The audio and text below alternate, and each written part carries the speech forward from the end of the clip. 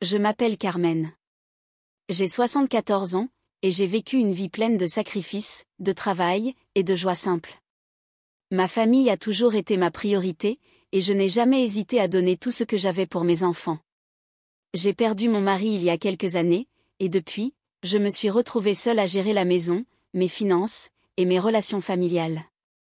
Ce n'était pas facile, mais je n'ai jamais eu peur de travailler dur pour subvenir à mes besoins et à ceux de mes proches. Je me souviens encore du jour où j'ai eu cette idée. J'avais tout mis en place pour le futur. L'appartement où nous avons vécu avec mon mari, il était petit mais chaleureux. Et même si je savais que ce n'était qu'une petite propriété, elle avait une grande valeur sentimentale pour moi. Je ne voulais pas que mes enfants se battent pour ce bien après ma disparition. Je voulais leur laisser quelque chose de concret. Je savais qu'ils n'avaient pas besoin d'une maison immense, mais une petite sécurité financière pour traverser les épreuves de la vie. J'ai pris une décision, je voulais tout organiser, faire en sorte que mes biens soient répartis de manière équitable entre mes enfants. Rémi, mon fils aîné, semblait être la personne la plus à même de gérer mes affaires. Il avait toujours été celui qui comprenait le mieux les choses. Il était calme, posé, et je pensais qu'il avait acquis une certaine sagesse au fil des années. C'était aussi le plus proche de moi. Alors, un jour, j'ai décidé de lui parler. Je lui ai expliqué que je voulais laisser l'appartement à Emma, ma fille, car elle en avait toujours rêvé. Et je voulais laisser mes économies à Rémi. C'était un choix qui me paraissait juste. Rémi m'a écouté attentivement, mais je n'ai pas ressenti l'enthousiasme que j'avais espéré. Il m'a simplement dit que c'était une idée, raisonnable, mais que ce n'était pas forcément nécessaire de se précipiter. Je n'ai pas insisté, mais quelque chose dans son attitude m'a mis mal à l'aise. Ce n'était pas comme d'habitude. Il semblait distant. Mais j'ai essayé de ne pas y prêter attention. Après tout, il était mon fils. Je croyais en lui. Quelques jours après cette conversation, Rémi est revenu chez moi. Il avait l'air encore plus distant, et il m'a dit quelque chose qui m'a glacée. « Maman, il faut qu'on parle. Je pense qu'il serait préférable que je prenne tout. Je vais gérer tout ça. Ce sera mieux pour tout le monde. Tu sais, tu vieillisses, et il faut penser à l'avenir. » Je l'ai regardé, abasourdi. Il voulait que je lui donne tout? Pourquoi? Je pensais qu'il comprenait, mais là, j'avais l'impression que quelque chose avait changé. Ce n'était pas ce que j'avais prévu. Je lui ai demandé de me montrer exactement ce qu'il voulait dire par là, mais il a évité de répondre directement. Il m'a dit qu'il s'en occuperait et que je n'avais pas à m'inquiéter. Il m'a demandé de lui donner tous les documents. Il voulait tout contrôler. Il m'a même dit que ce serait plus facile pour moi. Tu ne comprends pas, maman. Tu vas avoir besoin de quelqu'un pour t'aider, et je suis celui qui peut le faire, m'a-t-il dit avec un air presque autoritaire. Je ne savais plus quoi penser. Était-ce ça, l'amour de mon fils? Pourquoi ne m'avait-il pas expliqué plus clairement ce qu'il entendait par « mieux pour tout le monde » ? Les jours qui ont suivi, j'ai ressenti une pression croissante. Chaque fois que je lui parlais, il me disait que tout allait bien se passer, mais il semblait vouloir accélérer le processus. Chaque fois que j'avais des doutes, il me disait de ne pas m'inquiéter. Je suis devenue de plus en plus inquiète. Il me parlait de tout gérer, mais il ne voulait jamais m'expliquer en détail ce qu'il faisait. Il me demandait de signer des papiers sans me donner la possibilité de tout lire. Tout cela me semblait étrange. Un jour, j'ai décidé de lui demander une fois pour toutes ce qui se passait. Je lui ai dit qu'il était important que je comprenne, et que je voulais savoir exactement ce qu'il faisait avec mes documents. Il m'a répondu qu'il s'agissait simplement de formalités, mais son ton m'a paru de plus en plus froid et distant. Tu sais, maman, tu vieillis, tu devrais vraiment laisser les jeunes gérer. Tu te fatigues pour rien. Je veux juste m'assurer que tout soit en ordre, et que tu n'aies plus rien à gérer. Il n'y a rien à craindre. Fais-moi confiance. Je savais que quelque chose n'allait pas, mais je n'avais pas encore les preuves pour affirmer que mes soupçons étaient fondés. J'ai essayé de me rassurer, en me disant que c'était peut-être juste une phase, mais quelque chose au fond de moi me disait que j'étais en train de perdre le contrôle sur mes affaires. Tout a basculé un mois après que Rémi ait pris ses papiers. Un matin, Je suis entrée dans la pièce où il gardait les documents, et j'ai vu qu'il avait déjà commencé à retirer des fonds de mon compte bancaire. C'était l'une des étapes pour vendre l'appartement. Il m'avait assuré que ce n'était qu'une procédure nécessaire, mais en voyant les fonds partir, j'ai ressenti un choc. Le peu de sécurité que j'avais, tout partait.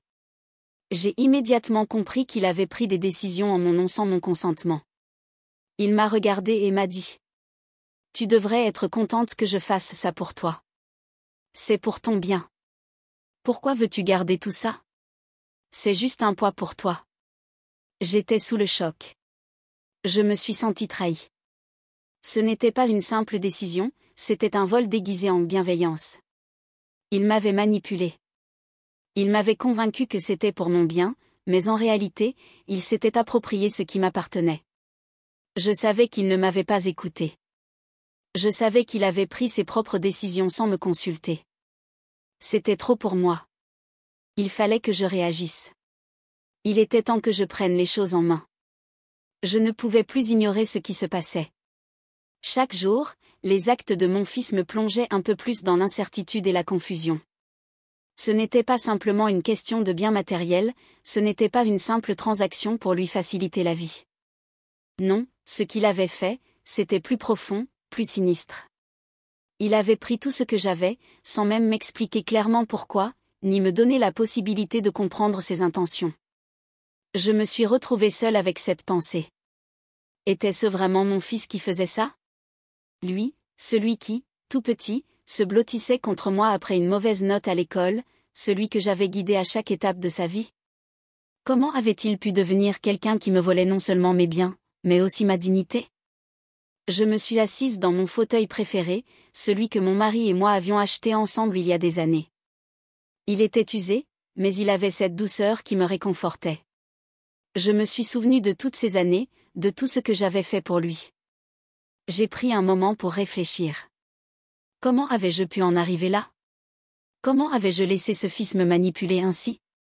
Peut-être que, par amour, j'avais fermé les yeux sur trop de choses. Peut-être que j'avais cru que tout allait se passer sans heurts, parce que c'était lui, mon enfant. Mais plus maintenant. Il était temps de reprendre le contrôle. Je savais que je ne pouvais pas régler cette situation seule.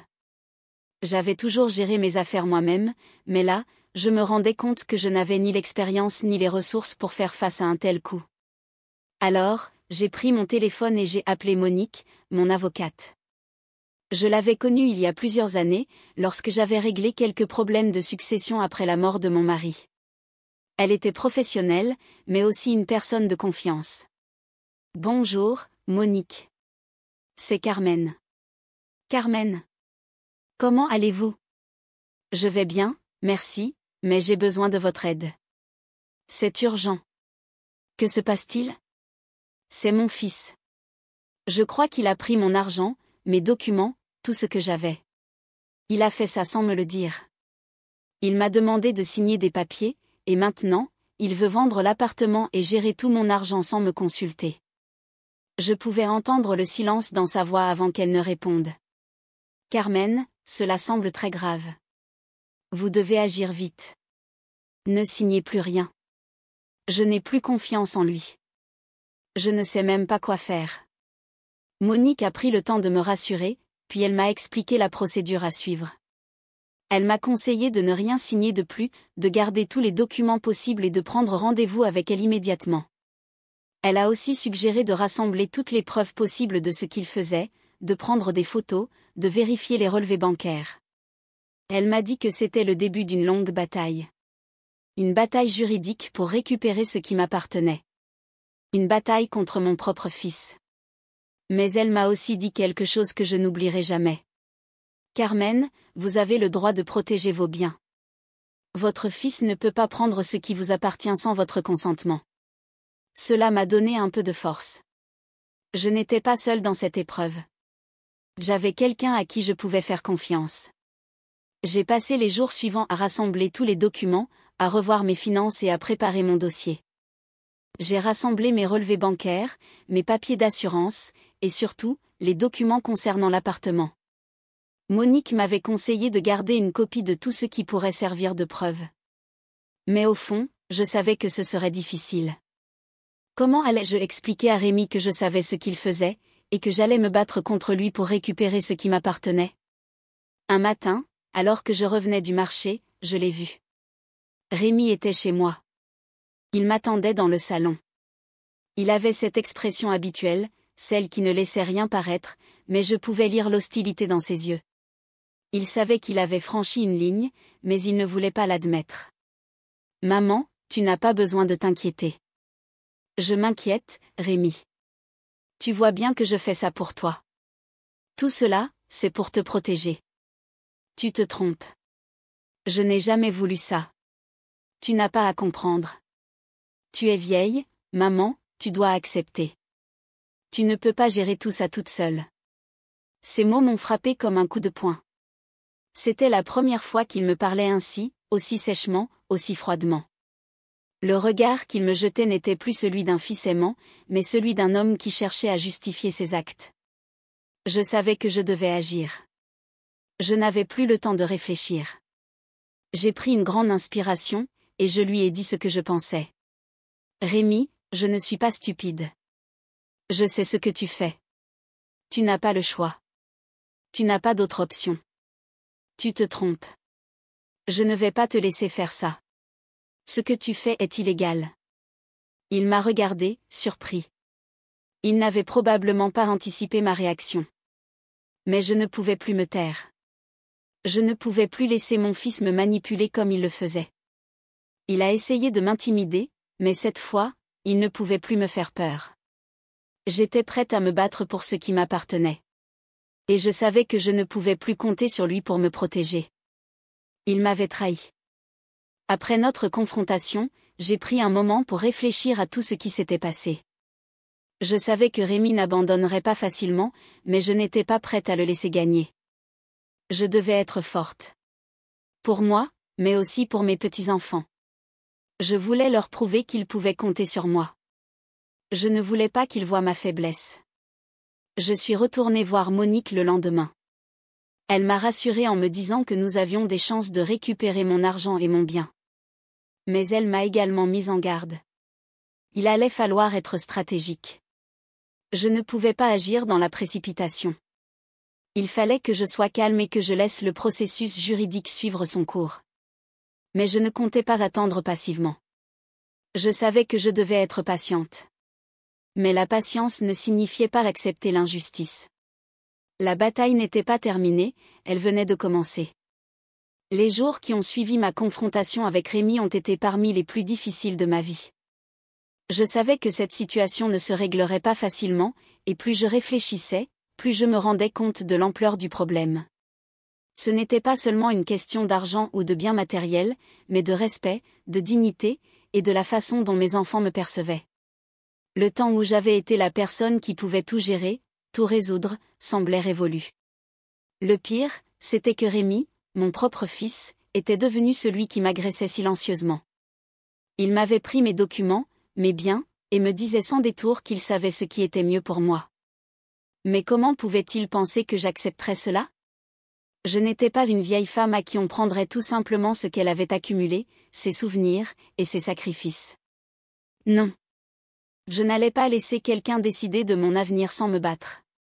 Le lendemain de notre confrontation, j'ai pris les choses en main. J'ai contacté Monique, mon avocate, et lui ai expliqué la situation en détail. Elle m'a écouté avec une grande attention et m'a rassuré sur une chose, je n'avais pas perdu. J'avais encore le droit de défendre ce qui m'appartenait, et elle était prête à m'aider à faire valoir mes droits. Elle m'a expliqué qu'il était crucial de réunir toutes les preuves possibles, notamment les échanges de mails, les signatures de documents, et les relevés bancaires. Rémi avait pris de l'argent de mon compte sans mon consentement, et cela pouvait être qualifié d'abus de confiance. C'était grave, très grave. Mais, comme Monique me l'a dit, le plus difficile allait être d'affronter Rémi sur le plan juridique.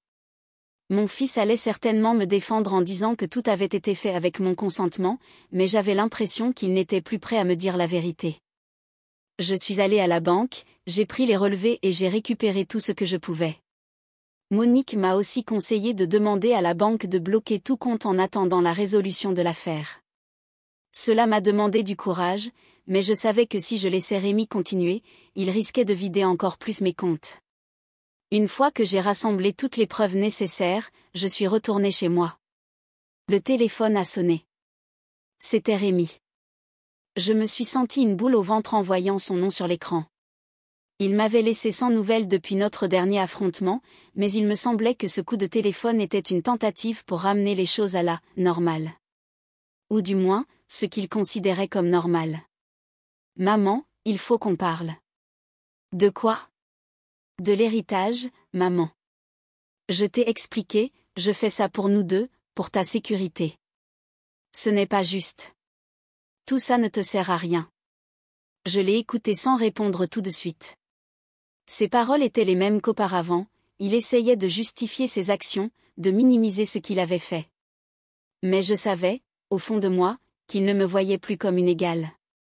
Il me considérait comme une vieille femme incapable de prendre des décisions rationnelles.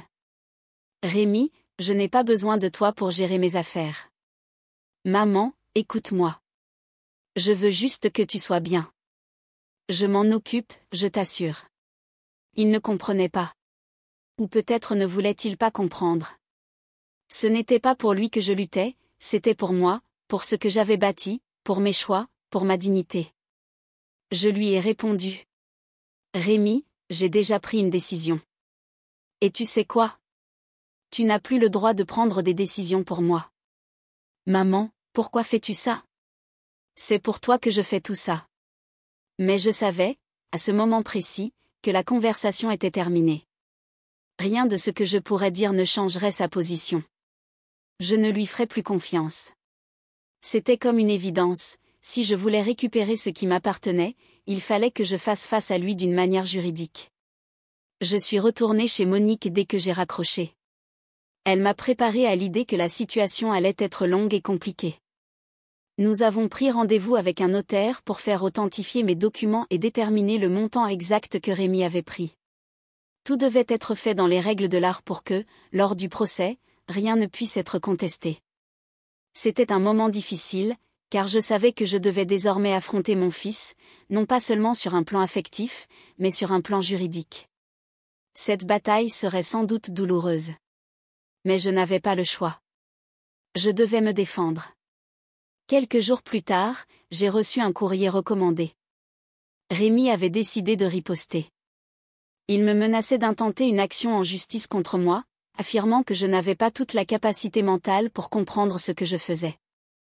Il prétendait que mes actions étaient une conséquence de mon âge, que je n'étais pas en mesure de prendre des décisions éclairées. Je ne pouvais pas croire ce que je lisais. Cela m'a glacée. Il osait me traiter ainsi, comme une personne fragile, incapable de défendre ses droits. Il allait jusqu'à nier la réalité pour manipuler la situation à son avantage. Cela m'a révoltée. J'ai immédiatement appelé Monique. Il n'a pas le droit de faire ça. Carmen, il essaie de te faire peur. Mais il n'a aucune chance. Nous avons toutes les preuves nécessaires. Je ne veux plus qu'il touche à mes affaires. Il ne comprend pas. Il va comprendre. Monique était convaincue que nous gagnerions, mais il fallait être prête à un combat long et difficile. Le jour de la première audience en justice, j'ai pris un moment pour respirer profondément. J'étais nerveuse, mais je savais que je devais rester calme. Ce n'était pas juste une bataille pour de l'argent ou pour des biens matériels. C'était une bataille pour mon honneur, pour ma dignité, pour la reconnaissance de ma vie de travail et de sacrifice. Rémi est arrivé au tribunal avec son avocat. Il avait l'air déterminé, mais il n'avait pas l'air aussi confiant qu'il l'était au départ. Il savait, au fond de lui, que sa manipulation ne tiendrait pas. Monique et moi avions rassemblé toutes les preuves nécessaires. Nous étions prêtes. L'avocat de Rémi a commencé par poser des questions sur ma santé mentale. Mais Monique a immédiatement contre-attaqué en présentant des preuves de mes capacités intellectuelles et de mes choix éclairés. Le juge a semblé sceptique, et j'ai vu que Rémi commençait à douter.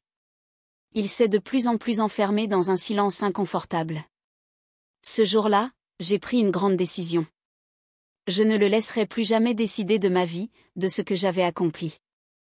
Les jours qui ont suivi l'audience au tribunal ont été remplis de tensions et de doutes. Bien que nous ayons présenté des preuves solides et que le juge ait semblé sceptique face aux arguments de Rémi, il n'y avait aucune certitude quant au résultat. La procédure judiciaire prenait son temps, et chaque jour qui passait m'apportait son lot d'anxiété. Mais plus je pensais à ce qui s'était passé, plus je me rendais compte que ce n'était pas seulement une question d'argent ou de biens matériels. Non, cette affaire allait bien plus loin. C'était une question de respect. Rémi ne me considérait plus comme sa mère, mais comme une charge à éliminer. Il ne voyait plus en moi qu'un obstacle, un fardeau qu'il fallait gérer selon ses propres critères. Il ne comprenait pas, ou ne voulait pas comprendre, que je n'étais pas prête à céder. Je savais que cette bataille allait être longue, mais je devais continuer à me battre pour ma dignité. Je me disais qu'il n'y avait rien de plus précieux que de défendre son droit à exister, à être respecté, peu importe l'âge ou la condition. Et si je perdais cette bataille, je perds tout. Mais si je me battais, alors il y avait encore de l'espoir. La date du verdict est arrivée plus vite que je ne l'avais imaginé. Je n'étais pas seule cette fois-là. Monique était là à mes côtés, prête à défendre mes droits jusqu'au bout. Le tribunal était bondé, et je pouvais sentir l'angoisse dans l'air. Je savais que Rémi attendait de me voir plier, espérant que je céderais à la pression. Mais je n'étais plus la même femme qu'avant cette épreuve. Quand le juge est enfin rentré dans la salle, il a prononcé le silence. J'ai croisé le regard de Rémi, et pour la première fois, il semblait hésitant. Ce n'était pas lui qui me regardait avec confiance, mais plutôt avec incertitude. Il savait que son plan commençait à s'effondrer. Mais il ne pouvait pas l'admettre. Le juge a pris la parole, et ces mots m'ont frappé. Après avoir pris en compte les éléments du dossier, les témoignages et les preuves apportées par les parties concernées, je déclare que Rémi n'a pas agi dans le respect des volontés de sa mère. Le transfert des biens et l'utilisation des fonds de Carmen Ménard ne sont pas valides. Je déclare que Rémi doit restituer l'intégralité des fonds retirés de son compte, et que la propriété de l'appartement lui revient en tant que bien légalement acquis par Carmen. Je n'ai pas pu retenir mes larmes. C'était une victoire, mais pas seulement pour moi. C'était une victoire pour toutes les personnes qui se sont retrouvées dans une situation similaire, se sentant trahies par ceux en qui elles avaient confiance. Rémi était blanc comme un linge. Il n'avait plus rien à dire. Rien. Je voyais dans ses yeux qu'il comprenait enfin que ce n'était pas à lui de prendre des décisions pour ma vie. Que ce n'était pas à lui de me dicter ce que je devais faire. C'était à moi de choisir. Monique m'a félicité, mais je n'avais pas envie de lui dire un mot. Je n'avais pas envie de crier victoire. J'avais juste l'impression d'avoir récupéré ce qui m'appartenait, ce qui aurait dû être respecté dès le départ. Après le verdict, je savais que Rémi allait réagir. Et effectivement, il est venu me voir quelques jours plus tard. Son attitude avait changé. Il n'était plus sûr de lui. Il avait perdu son aura de contrôle. Il m'a dit, d'une voix faible, presque implorante. « Maman, je n'ai pas fait ça pour te blesser. J'ai juste voulu te protéger. Tu m'as fait du mal, Rémi. Et tu m'as traité comme une inconnue. Je pensais qu'en faisant ça, je t'aidais, mais maintenant je vois que j'ai été égoïste. Je suis désolée. » J'ai regardé mon fils, mais quelque chose en moi avait changé. Je n'étais plus cette femme qui se contentait de pardonner aveuglément. Non, je l'avais éprouvé, j'avais vu la vraie nature de ses intentions. Mais au lieu de me laisser envahir par la colère, j'ai décidé de lui répondre calmement. « Rémi, tu ne m'as pas aidé, tu m'as prise pour une imbécile. Et tu ne peux pas revenir en arrière. Ce que tu m'as fait est irréparable. Maman, je sais que je t'ai déçue, mais j'ai pris conscience de mes erreurs. Je ne veux plus te perdre. » Il avait l'air sincère, mais je savais qu'il ne pourrait jamais effacer ce qu'il m'avait fait. Les mots d'excuse ne suffiraient pas. Je ne savais pas encore si j'allais pouvoir lui pardonner un jour. Mais une chose était sûre, je n'étais plus la même personne. Les semaines qui ont suivi ont été un mélange de soulagement et de réflexion. Je ne voulais pas me réjouir trop tôt, car je savais que tout n'était pas résolu. Le plus difficile était derrière moi, mais l'impact de cette expérience continuerait de me marquer. Comment pouvais-je continuer à faire confiance à un fils qui m'avait traité de la sorte? Comment pouvais-je repartir de zéro, en sachant que mon propre enfant avait cherché à m'exploiter? Je me suis retrouvée, d'une certaine manière, à reconstruire mon estime de soi. À retrouver la force que j'avais toujours eue. Et à comprendre qu'il y a des choses qu'on ne peut pas effacer, mais qu'on peut apprendre à surmonter. J'ai compris que ma dignité n'avait pas de prix. Cela a pris du temps, mais je n'ai pas lâché. J'ai appris à vivre autrement, à m'entourer de gens qui respectaient ma liberté, ma volonté, et mon passé. J'ai continué à garder mon appartement, et bien que la relation avec Rémi ne soit plus ce qu'elle était, je n'ai pas perdu ce qui était essentiel pour moi, mon indépendance, et ma capacité à faire face à l'adversité. Le verdict du tribunal m'avait donné un sentiment de justice, un soulagement temporaire, mais la réalité m'avait rattrapé bien vite. Après la bataille juridique, il ne restait plus que des morceaux d'une relation brisée avec mon fils, une confiance ébranlée et une douleur profonde d'avoir été trahi par celui que j'avais élevé avec tant d'amour. Mais ce n'était pas la fin.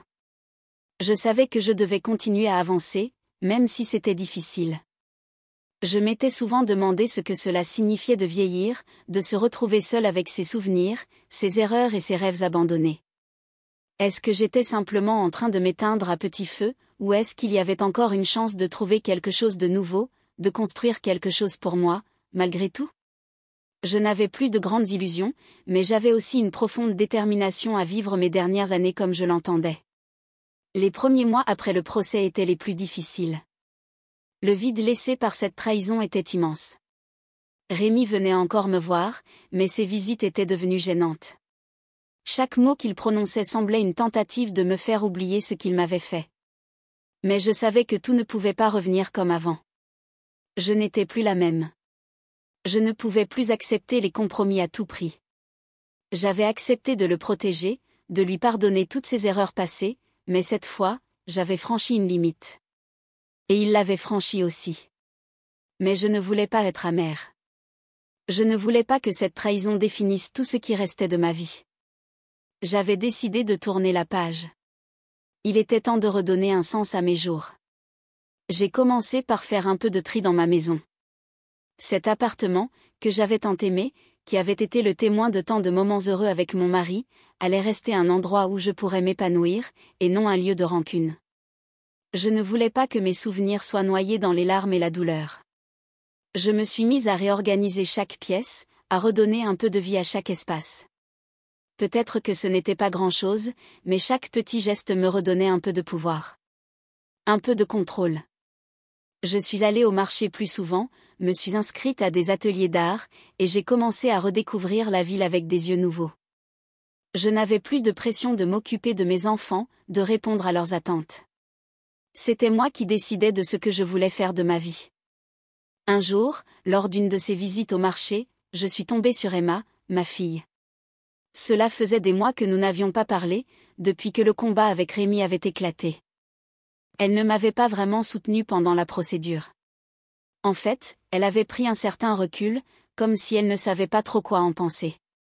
Je l'avais respectée, bien sûr. Elle avait sa propre famille et ses propres préoccupations. Mais je savais aussi que, au fond, elle m'avait vue comme une victime de Rémi. Elle avait du mal à voir la situation sous un autre angle. Elle m'a abordé doucement, comme si elle avait peur que je lui en veuille. Je n'avais pas de rancune envers elle, mais j'étais déçue qu'elle n'ait pas été plus présente. Elle avait toujours été proche de moi, mais j'avais l'impression que cette fois, elle se tenait à distance. Je ne lui en ai pas voulu. C'était juste difficile. Maman, je sais que les choses ont été compliquées. Je voulais te dire que, je suis désolée de ne pas avoir été plus là pour toi. Tu n'as rien à te reprocher, Emma. C'est la vie, tu sais. Tout ne se passe pas comme on l'imagine. Tu as tout donné pour nous, et je t'ai un peu laissé de côté. Elle semblait sincèrement triste. Je t'aime, maman. J'ai juste eu peur de te voir te battre contre Rémi. Je ne savais pas comment gérer ça. Cela m'a fait chaud au cœur d'entendre ces mots. Cela ne réparait pas ce qui s'était passé, mais cela me donnait un peu d'espoir. Peut-être que je n'étais pas complètement seule dans ce monde. Tu sais, Emma, je ne te reproche rien. Ce que je veux, c'est qu'on soit tous heureux, qu'on puisse avancer, chacun à notre manière. Je comprends, maman. Je vais essayer de rattraper tout ça. Elle m'a pris dans ses bras. C'était simple, mais ça m'a fait du bien. Cela m'a rappelé que, malgré tout, il y avait de l'amour. Et c'était ça qui comptait. Après cette rencontre, j'ai ressenti quelque chose de différent. Peut-être que ce n'était pas la fin de tout, mais plutôt le début de quelque chose de nouveau. J'avais tout perdu, oui. Mais j'avais aussi appris à me retrouver. Quelques mois plus tard, je me suis inscrite à un cours de peinture. Je n'avais jamais été une grande artiste, mais j'avais toujours aimé dessiner et peindre dans mes moments de solitude. Peindre me permettait de me libérer de mes pensées. Je n'avais plus à penser à Rémi, à mes échecs, à ma trahison. Je pouvais m'exprimer, sans jugement. Je me suis fait des amis dans le groupe. Des gens plus jeunes, mais avec qui j'avais des affinités. Ils m'ont apporté un regard neuf sur le monde, sur les relations humaines, sur la manière de voir les choses. Il y avait même une petite galerie d'art qui proposait aux artistes amateurs de montrer leurs œuvres. Cela m'a permis de voir que, même à mon âge, il y avait encore de la place pour l'expression personnelle. J'ai aussi commencé à faire plus de bénévolat. Ça m'a fait sentir que je pouvais encore apporter quelque chose aux autres, que je pouvais encore être utile. Que ma vie avait de la valeur. Pas à travers ce que j'avais donné ou perdu, mais à travers ce que je pouvais encore offrir.